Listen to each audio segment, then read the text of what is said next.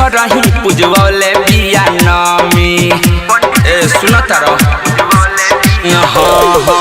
मेला नहीं आई बमाना कैले बिया मम्मी। पंडित जी से घर ही पूजवले बिया नमी। बोलो कैसे आई हो जान जाइए भाई हो तोहरा संगे घूमत में जदी कहीं देखा हो गईल हमर छेकन मेला देखाव पहले लेखा हो गईल हमर छेकन मेला देखाव पहले लेखा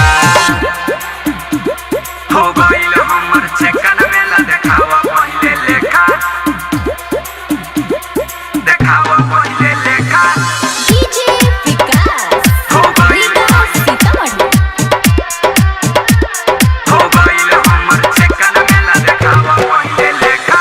हम रहनी फिरी खूब देखौल मेला दिन उतरल जब से बढ़ल बझमेला।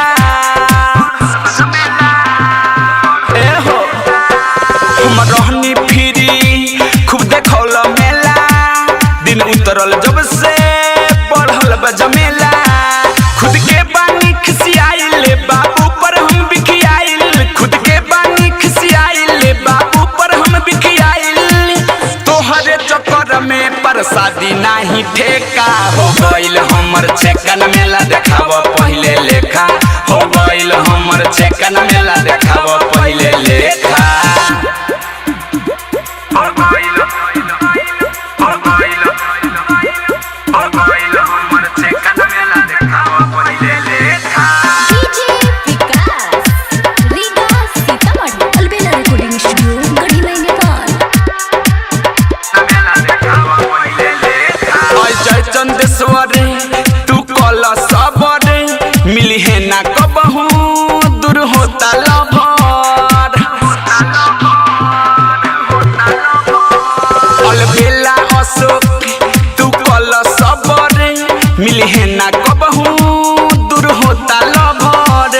अब यार छोड़ हमर डिलीट कर नंबर अब यार छोड़ हमर डिलीट कर नंबर। छेका के दिन से मोबाइल हमने फेंका हो गईल हमर छेकन मेला देखाव पहले लेखा हो गईल हमर छेकन मेला देखाव पहले लेखा।